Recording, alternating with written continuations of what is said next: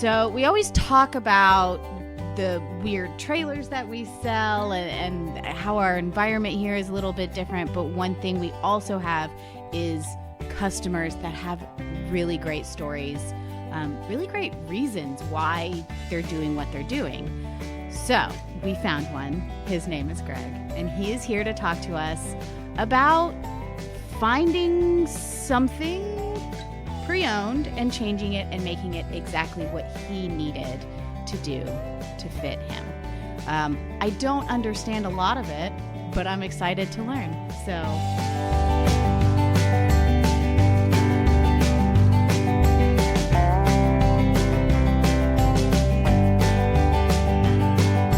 welcome to RV Small Talk, where we talk about anything we want, including trailers and traveling, off-grid solutions, and really, really cool customers. We are your hosts from Princess Craft RV. I'm Lindsay. I'm PJ. Sorry. It's your turn, PJ. You talk. Well, you know what? It's going to be one of those days, Lindsay, where we just maybe talk over each other because we've got so much to say to Greg. It's true. And so we do have our wonderful guest, Greg, with us, who, wow, I have only heard a snapshot of his background, but I cannot wait to hear the details. Yeah. Thank you for coming in and chatting with us. Well, thank you for having me. It's always exciting to have customers in here because I think a lot of times PJ and I just like talk about cool stuff you could do, but it's so nice to have someone in here and tell us your experience and what we're doing to your trailer and why and where are you going and where have you been? So let's start there. Hi, Greg. Hi. Well, my name is Greg Sharpe. I live in Georgetown, which is just up the street from here. So it's nice having y'all local. We are local, yeah. And so my background, I started off on active duty in the military. Thank you. From 1990 to 2000, so traveled all over the world. Wow. Was in the first Gulf War and Rwanda and Somalia, and spent a lot of time in the Balkans. And so I got a little used to camping. A little bit. Right? So, but not Airstream camping. Not Airstream camping. So it was mostly a cot in a tent and a sleeping bag and a little heater to keep me warm, or an occasional shower. So, wow. So I had the experience of the austere, how camping could be. Right. So right. I'm looking forward to camping where bullets and bombs aren't flying over, type thing. So yes. But in 2000, I got out of the military and worked for a company called Schlumberger and assumed a very kind of technical engineering role.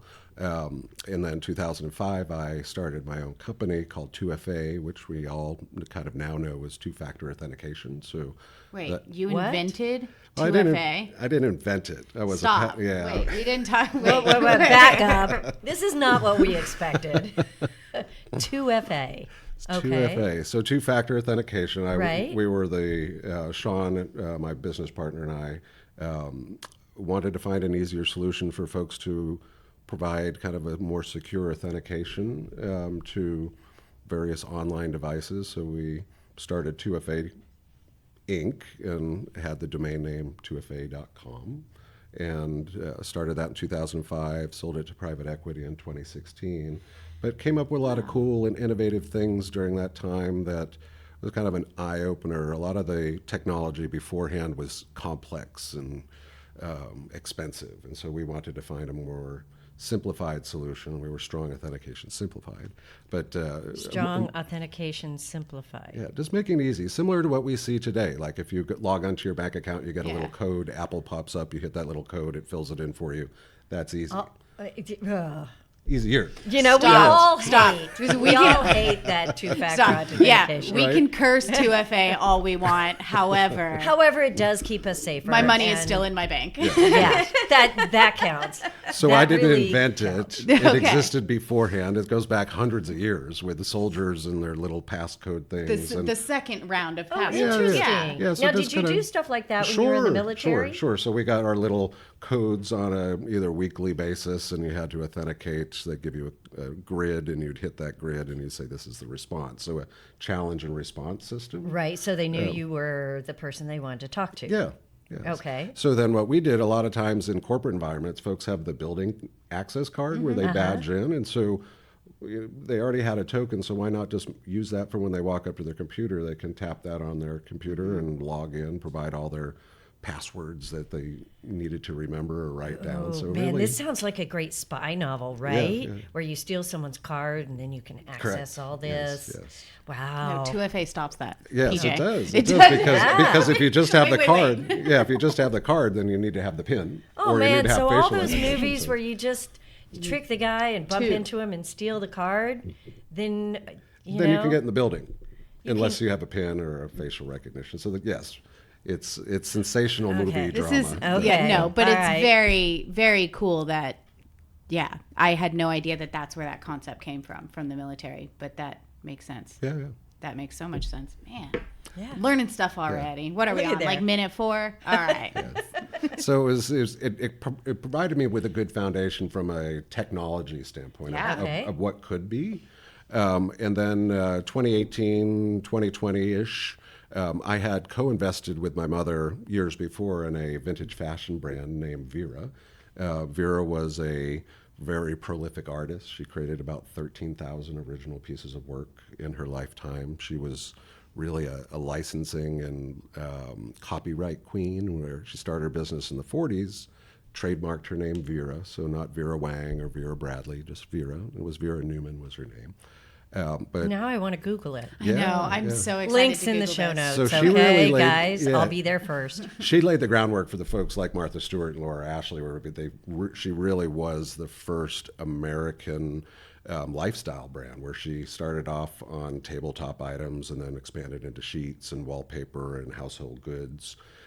Became the first American woman to have a business that did over $100 million in revenue in 1972. Wow. Right, so strong woman, but she really adapted her art. Imagine being a woman in the 40s that you wanted to be an artist. Yeah. And then, how do you monetize that? So she started off with cool things like scarves and signed the scarf. So she was kind of the first American to put a brand on an item.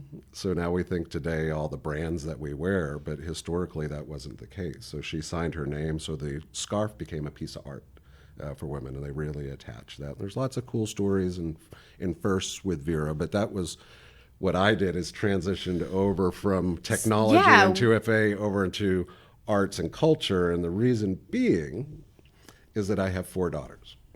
And my 4 daughters were not interested in technology at all. And so They weren't I was- into 2FA. They weren't. They weren't. They had. It was sleepy, and so I wanted. So Vera was art and fashion, and so I thought maybe that would be a better opportunity for my daughters to get involved in like a family business. So I have a huge amount of art.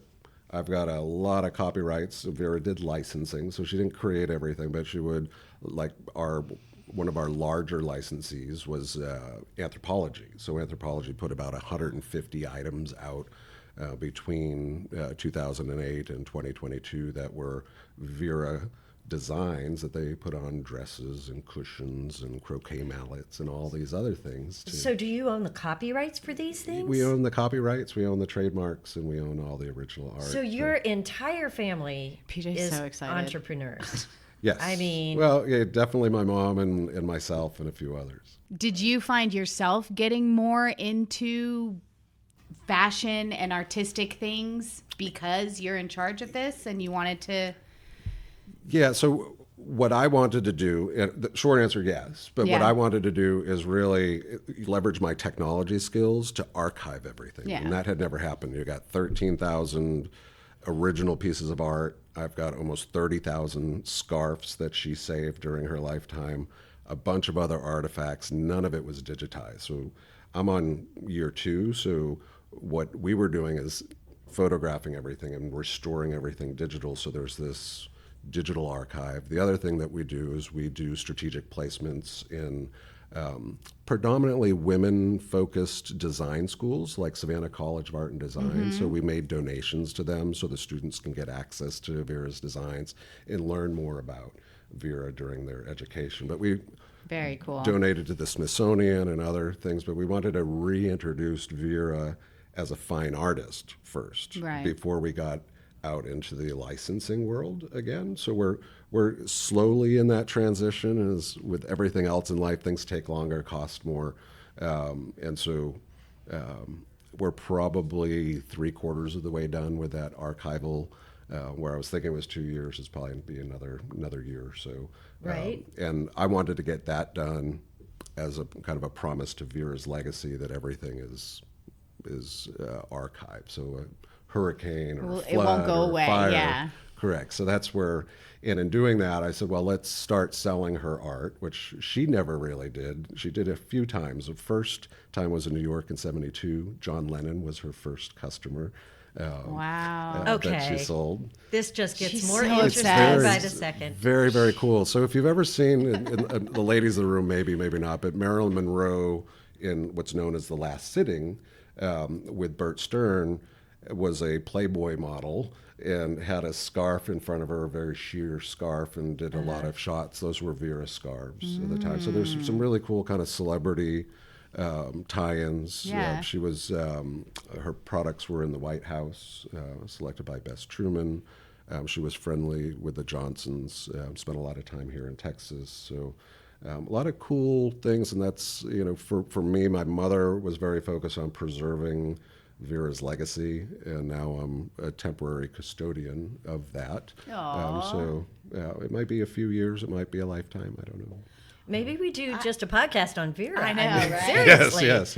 It's so interesting. And it's interesting to me that your technical skills have kind of rode right along with this artistic, cultural shift in trying to digitize it and trying to revive it and sell things. And you've got to have all of that put together to really kind of create a movement. And yeah. But what does any of this have to do with trailers? I don't know. It's- I'm How fascinated. does That's a great this question. come together here? I mean, How did is the trailer involved in any of this? Yes. Or is it a whole separate side? It's totally involved, and it's integral. Okay. yeah, you think he's just I a don't guy know. who sells art and also likes camping? Hey. I have a feeling. Hey, I don't know. I am blown away, so I am on the edge of my seat. So it came down to, how do I reintroduce Vera to the world? So we focused on fine art, right? So we've got all of these scarves, we've got all of this art. The digital world in art, you can go to places like Artsy, or you can go on Google, but a lot of times, especially in the world of AI, people want that authentic touch.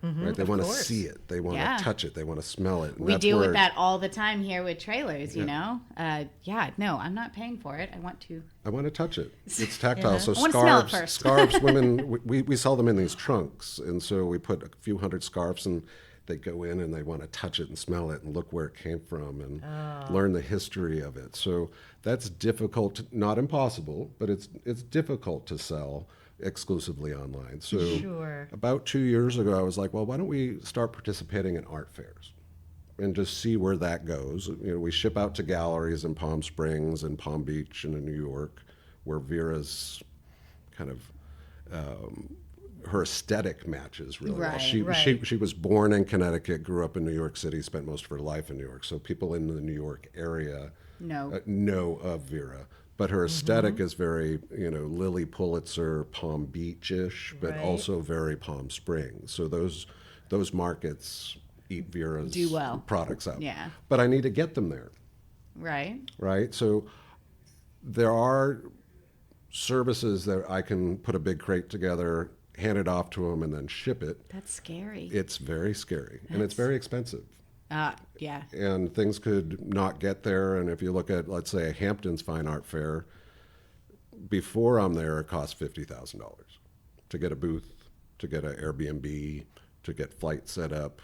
So there's a big investment. And then I was like, well, what happens if there's a crash? What happens if They lose it. they It lose gets it? damaged. Right. Yeah. So, I think through my career, what I've learned is there's a few folks I can really rely upon, one of which is myself and my wife and some of my children. And Some so of your So, children. did some y'all of my hear that? children. Did y'all- Well, I have an 8-year-old. All right. So my All right. so my 8-year-old is not is not going to be driving a vehicle. All of these children need to figure out which one you are. Okay. Yeah. Not the 8-year-old. Yeah. So I decided that I was going to pack everything up and drive to the Hamptons. And that worked out well when I had my 2FA business, in that I like to bootstrap things, which means that I like to use my own money.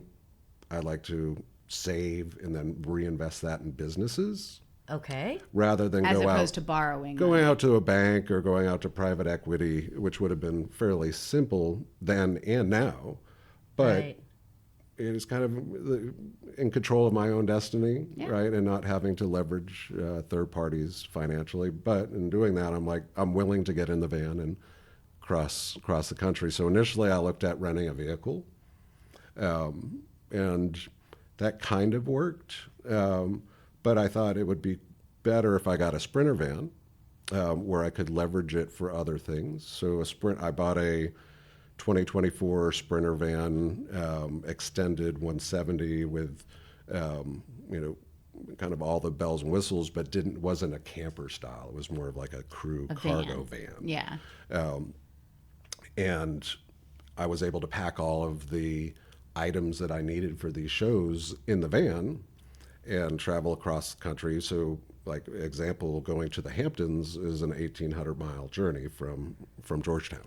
So it's a 3-day trek. And what I was finding is that I was traveling from here to Middle Tennessee, parking, going into a hotel, somewhat scared leaving it overnight out in the van, but that's the way that it was. I didn't have ability to sleep. I had to sleep in the van. I thought maybe I'd convert it at some point in time. Right. But just going through that process, and then when I arrived in the Hamptons, I realized that when I unloaded my vehicle, I was driving around in a big Sprinter van, which isn't ideal all the time. Right. So Especially if you're in downtown, you're driving through the city. New as York you're- City in a Sprinter van? No, thank Yeah. you. I drove around for 4 hours trying to just find a place to park next to the Smithsonian to go in and do a donation. So I was like, and then finally I drove out of the city, got out, got on a Got in an Uber. subway, Yeah. got Or on a a subway. Yeah, and that's just how you do toted it. around that way. So it was like, it's nice, but those with larger RVs definitely have that challenge. You want to go to a big Sure. city, so how do you do it? So that's why. Right. I did that for 2 years. I went out to Palm Springs probably 4 times. I drove out to Scottsdale for a fine art fair. And then an opportunity on the square in Georgetown opened up. And I was like talking to my wife. I said, although I'm going to beautiful places, I kind of feel like a carny. Because Pack it all up, pack drive it it all around, up, and I go in and I see yeah. Bob, and I would like, hey Bob, how was Albuquerque, or are you going to this show? And it just didn't seem enjoyable. It was nice being at the shows, but I wasn't enjoying the journey. And it was like I get in the Sprinter van and drive 10 hours a day. Right. That's not enjoying the journey. It's like Right. I'm 53, so I get there and my eyes wouldn't work the way I wanted them to, blurry vision and just worn out. And so I'm like, how could I do this better? And at the time was, well, let's not do the shows. Let's open up a gallery in Georgetown on the square and let people come to us. So the challenge of that we found is that we're in Georgetown, Texas. Not bad, but it's not Palm Springs, it's not Palm Beach, it's not New York where her cousin Not the Right. fashion capital of the world. No, No. But it's been very well received. We've been successful. It's a great opportunity for women artists because we focus on supporting women artists in our front window, so we rotate that out. There's definitely a lot of artists in Georgetown. There are. So it's worked out well, and we've also used it as a showroom. So we've had some well-known women fashion designers that have traveled from New York or from LA to come in see it and touch and feel and those That's things. awesome. So, but Georgetown's our home. We love being in this area. My wife likes to walk to the square. Having a presence on the square is really nice. So we don't aspire to have the billion-dollar business. It's not where we're at in our life, and we like to mentor younger artists that want to try out what it's like to create a piece of art and put it in a window and deal with, is it selling, is it not selling, the criticisms, Right. all of the accolades, those types of things. So that's what we feel like being in Georgetown is a good thing. We're probably going to adapt the business a little bit to integrate with the square environment up there. But through that, I thought I was going to not do the traveling as much. Right. And then found that I wasn't serving the real customers, not the real customers, but a lot of the customers that really wanted Vera. They had seen them at these shows and like, you need to come back, you need to do this. And we have some, in Palm Springs in particular for Modernism Week, we sell a lot of scarves, a lot of art. So financially it made sense to do that.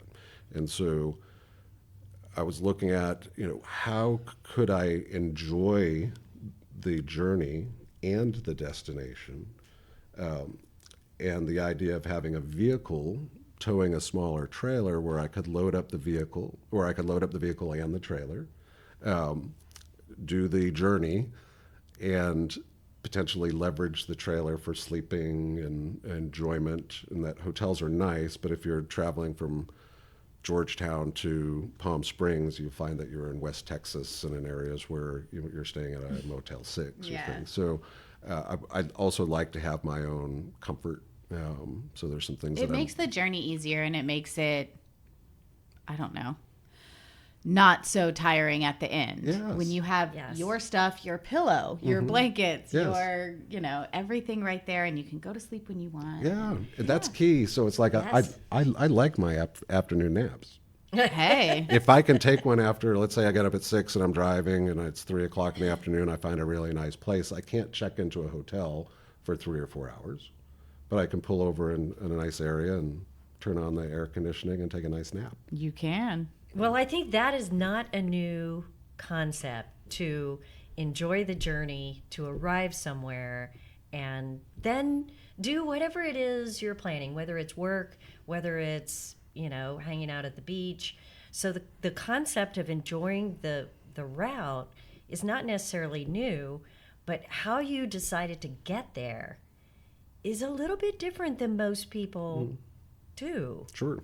So how did you end up with an Airstream? What was the choice? Was it, what were you thinking? Because we have lots of cool choices. You do. There's a lot out there. And I suspect you're a very discerning buyer. I kind of am. I was at the Palm Springs Modernism Week show, and they had the Airstream. Airstream fits in well with that aesthetic. And so they had the Basecamp sitting out front, which is a 20-foot trailer, and I went in and looked at it, and I said, this is about the size of the Sprinter van. Could I leverage this for traveling? And saw the price tag on it for the new ones. It was upwards of 70, 80, 90,000, depending on the configuration. But my first kind of exposure into this was with a higher end or higher price trailer. Right. But I continued to look at it, and they came out with what's known as the XE, which is a fully kind of electrified base camp, and it's got a lot of solar on the roof, and it's got all the technical things in the inside, so I could power off-grid, which, nothing bad towards like RV parks, but I didn't necessarily, the way I drive, it's like I prefer to just pull off to the side of the road, find someplace safe, and stay The there. man wants a nap when he wants a nap, okay? Correct. And he wants AC while he does it. Yes. Those are important Not a to crime. me, especially Not a crime. As a Gen Xer and as a Texan that I just always fighting the heat. So finding a solution for that. So Airstream was kind of my first introduction. I did some, and I think folks know about trailers. They see them on the road. The Airstreams always look cool, and it fits with the Vera vibe. Okay, that's true. Because you can't show up in something like ratty and 5 different colors of paint and stuff falling off and then be like, here's the Vera scarves. Or even if you have, maybe that aesthetic wouldn't match. but even if you have something that's nicer.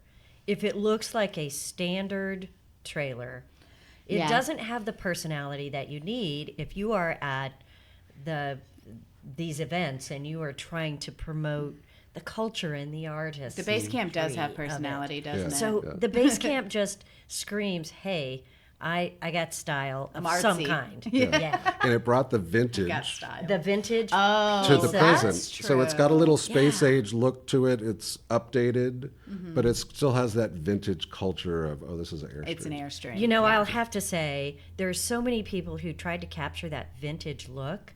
You know, probably 5 or 6 manufacturers that built a vintage style trailer, but nothing really brings back the 40s and 50s like an Airstream. Nothing. There is nothing out there that compares. And guys, we don't sell Airstreams. Nope. I have never But we owned an like 'em. Airstream, but there is something extremely nostalgic. There is, manufacturers say to me all the time, we want to build an iconic trailer like the Airstream. It's I the one hear to. that. And to it is model after, always yeah. the bar. Yeah. And that says something, to always be the bar that's set for that classic look that everybody knows and everybody admires. So I totally see why Airstream would be the gig. Yeah, and if it ever happens, and my daughters want to do it, but roll up at ACL or Coachella or Burning Man or one of those kind Yeah. of cool off-grid. Some of them yeah. off-grid, some of them not, but capability of doing it with Airstream. It'd be They can kinda do cool. it in style. Yeah. Yeah, it would be very cool. So you had the Airstream idea. How did you end up? I mean, maybe I don't care how you ended up here buying what you had. It Sure. was probably luck of the draw. We just happened to have what you were looking for. So yes, and so I did like a nationwide search because I travel. I'm like, I'm fine with going to Florida or California to pick something up and drive it back. But Princess Craft actually had the model that I wanted, which is the 20X, which is a little bit more adventurous, and they actually were the best price. Oh, I'd love to hear that.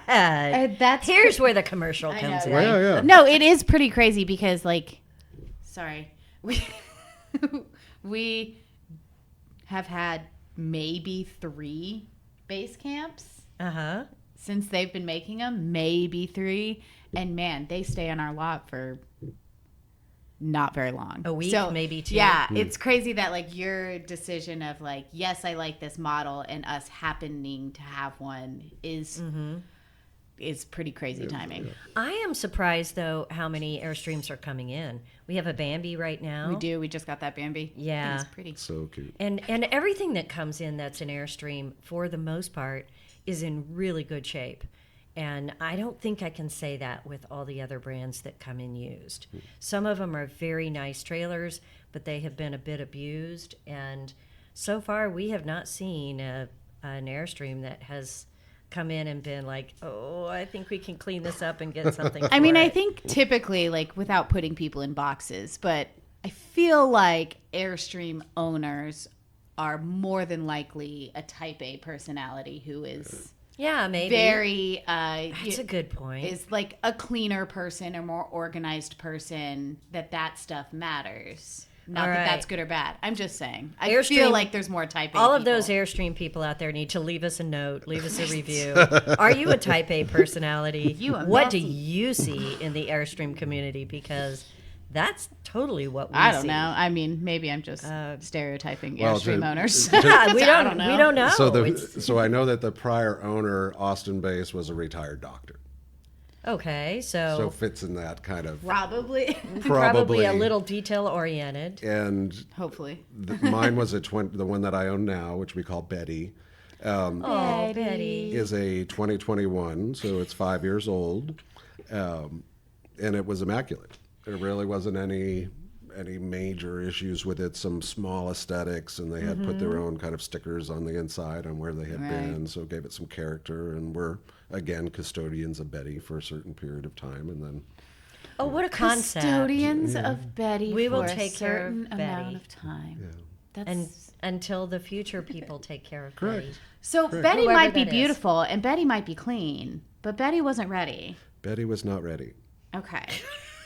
We need Betty to Can be I have ready. a sticker? Yeah. We need a ready I want a Betty. sticker that Yeah. says Betty is not So- ready. Having seen what Did you make I, a list of all the things? oh wow, Oh, this is a tech guy. I know. Yes. I know. This I is don't. the, I this don't is know. the two-factor authentication guy. I mean, seriously, did he make a list? I can't believe. Oh, we of course he made a list. How many lists?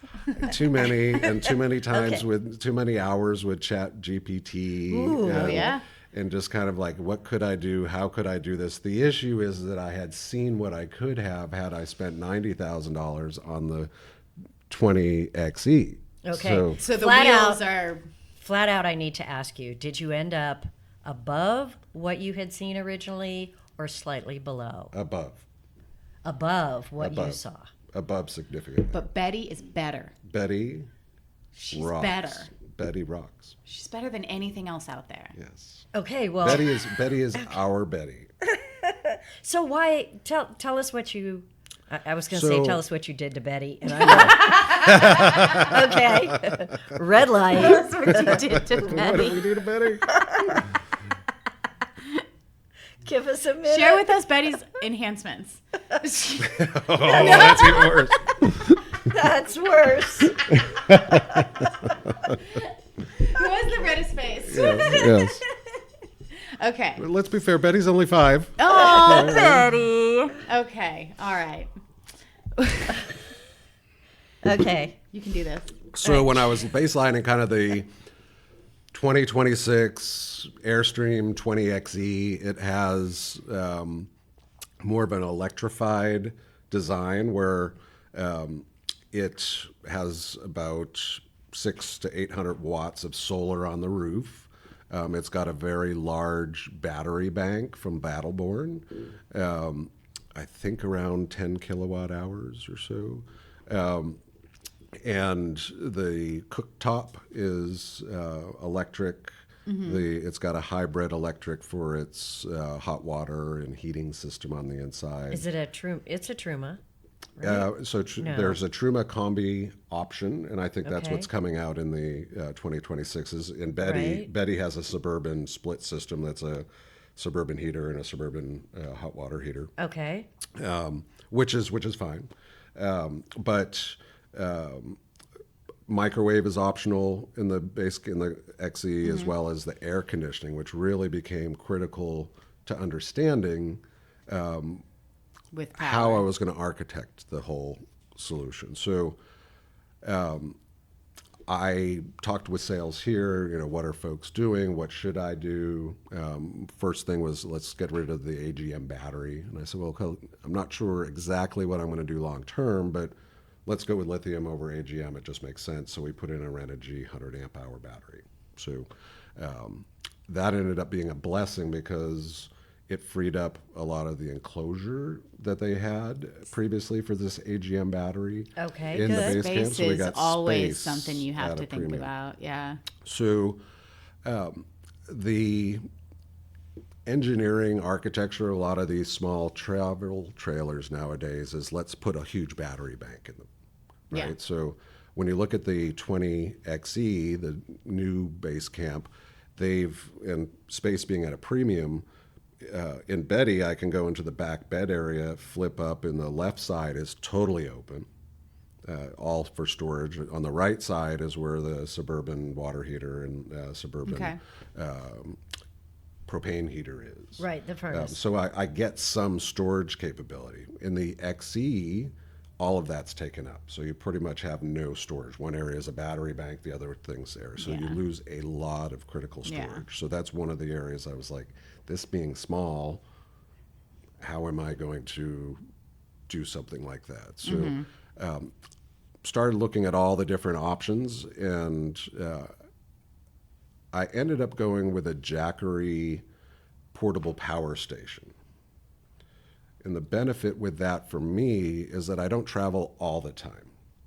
And the Jackery power station had the capability to hook into the 30 amp power supply that's on the Airstream.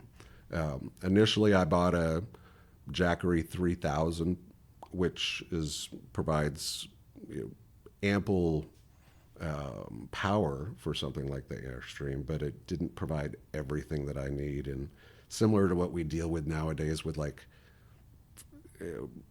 fear of electric vehicles. Like, is it going to leave me stranded in the middle of West Texas? I kind of had that fear with the 3000. So I upgraded to this very large battery bank from Jackery, which they were great coordinating. It's a 5000 series, but I also have the capability to have expansion packs up to a lot. So in the base camp, I'll have essentially about 13 or math-wise, I'm not a pro at this, but about 13 kilowatt hours that I'll be able to use while I'm underway. But this Jackery system that you're talking about, it's not like wired into your trailer. Is it a portable system? It's a portable one, and it looks like a little suitcase. Okay. So about the same size that you'd bring on the airplane. The difference is and it turns into a suitcase, and I can roll it between my base camp and roll it into my house and use it as backup. So it's not something installed in your camper Correct. like a battery or a... Yes, and I don't need it all the time, right? So Right. if I'm just going to Bass Drop to go fishing with my son, I don't need to have that in there. Right. But it's 130 pounds, so it's a little bit heavy. And the battery backups that are an additional 5,000 watt hours also have, they're about 50 pounds. But I can expand it up to almost 30,000 or 30,000 watt hours. Yeah. Yeah. So I'm not 100% with all the conversions yet, but it's 30 kilowatt hours, so 30,000 watt hours. But 30 kilowatt hours, what I could expand it, I would never need that. But my initial... But you could. I could. And that's and it's the not point. permanent. And it's not permanent, Yeah. right? So we're seeing a lot of the folks that are buying the new like Chevy Tahoes or Ford Lightnings where they can connect their car to their house Right. to charge up their house in an emergency. The Jackery is essentially like that. Rather than having a vehicle, I can roll that in and connect it to my home and get some basic energy in the event that we have a power outage here. So you adjust where you put the Jackery based on your tongue weight? I've decided and started off initially, I said that back cabinet could be a good spot for it because then it wouldn't be on the tongue weight. It wouldn't fit and required a lot of modifications and venting and access and all these things. So I'm like, can I fit it up here in the front banquette area? And it slides in very nicely and isn't going to cause any issues with where people's feet are. And the extra battery pack will sit right next to it. But then I was thinking, how am I going to connect this, right? So it does have a 30 amp, 50 amp, both combo on the side of it. But if it's sitting inside, I'm not going to run a cable outside and plug it into the smart Right. plug. So I was like, how can I do this? And this is where Chat GPT and other things like, how can I do this? And so the idea of a transfer switch came in. So what Princess Craft is doing for me is that the main kind of panel in the base camp is set up today that I plug in a 30 amp connector and the power comes in that way. So that's one source of power. And then there's the panels on top that charge the battery. Right. So essentially with a Jackery, the easiest way to put it is I want the Jackery to be that source of power without it being outside. But I still want the option to be able to plug in the outside, but you can't do them both at the same time. Right. So that's where the transfer switch comes into play. And so the priority with Princess Craft's back shop area, so let's do a smart transfer switch in there. It's always going to be prioritized on, let's say, A. So anytime you plug it in outside, it's going to disregard the Jackery. So that you won't be getting like double charges. Right. Anytime that it's not plugged in, it's going to switch over to B, and B is going to provide the power to the AC, which is all your 110 outlets, your AC air conditioner, and things that draw more than 12 volts. So that worked out perfectly. It sounds very easy to do. It's very I feel like easy. I could do it. Okay, I feel like you can't do it. But automatic just a transfer switches, well, it's a box. Is it like that on off? No. Oh. It is an automatic transfer switch that the box is there. Say transfer switch again. Oh, transfer switch. Transfer switch. Transfer switch. So then the box is there. You don't ever have to do anything. Nope. It knows what power to prioritize, and it's very common and has been used for many years with units that have generators on board. Mm-hmm. So that's really where it started. So usually it's generator or Shore plug-in. Shore power. You just did She Jackery. did a for shore Jackery power. instead of Correct. a generator. Very cool. So In a smaller size. yeah. But there's no actual switch. That's very disappointing to me. Actually, there are non-automatic transfer switches, but manual I don't know transfer switches. anybody uses those anymore. Click, click. Yeah, Click, some click. of the old truck campers It that actually have clicks. yeah. It does? Yeah, even Well, the, that makes me even feel the better. automatic transfer switch, is like, okay, click. That Yeah. makes me feel better. Yeah. You used to have to go out and plug in your generator when it was in the compartment in a truck camper, and that's when I know, okay, this is not the top of the line. So 20 years ago, there was non-automatic transfer switches, but I have not seen them in a long time. So it's a cool. I've never seen that before. I would never have come up with that. I'm going to have a good test run because I'm going to be on the road for about 6 to 8 weeks, coming up, doing some We need an shows. update. So let's wrap up with where this 6 to 8 weeks is going to take you real Yay. quick. Yeah, so leaving mid-May, I'm going to be driving up to Salt Lake City for their first ever Salt Lake City Art Fair. Okay. It's happening mid-May. Lovely. So that'll be almost a week-long event for me. So 3 days or 2 days driving up, probably 3, enjoying the destination, or enjoying the journey. Napping. And getting some naps Napping in, along the way. exploring a little bit of the Salt Lake area, and then being there for 3 or 4 days. And then I'm going to get on the road and drive up to Vermont. So that's about almost a 1,900-mile Other side of the U.S. other side of the U.S. So we have a property up there that we like to use to escape the Texas heat. So we go up there in the summertime. And so this coincides with Charlie, my 8-year-old, getting out of school. So I'm going to move the base camp up, move Betty up to Vermont. And we're going to all get together, have a small vacation, go up to Canada, come down the Maine coast, and spend some time in New England. Okay. And then I'm going to fly back to Georgetown with everybody. And then we have the Hamptons Fine Art Fair in July. So we'll be leaving Betty up in Vermont for a month or so, and she'll be babysat a little bit. But it gives us the capability to, what I'm going to try to do is I'm going to try to stay away from shore power as a test. Can I use the solar panels and the generator option and see if this all works, right? So we're kind of in a theoretical standpoint. That's right. Then that will be the practical side of Yes. it. And so the other thing came in, and I look at these folks that are truly doing boondocking and they've got it figured out. Mm-hmm. The reality is that people run out of water before they run out of power. Right. So dealing That with is the water. the reality. Dealing with happens. water issues, and that was a whole other podcast. But can I harvest humidity and harvest the water that's coming out of the chill you're getting cubes? Can I Deep in the harvest woods humidity? now. I love this. Right, you totally can. You do it with AC systems. So the chill cube produces like 8 gallons of water a day running. So there's some things that we could do. That's part 2. Yes. You come back and you tell us. Yeah, How it it'd went. be fun.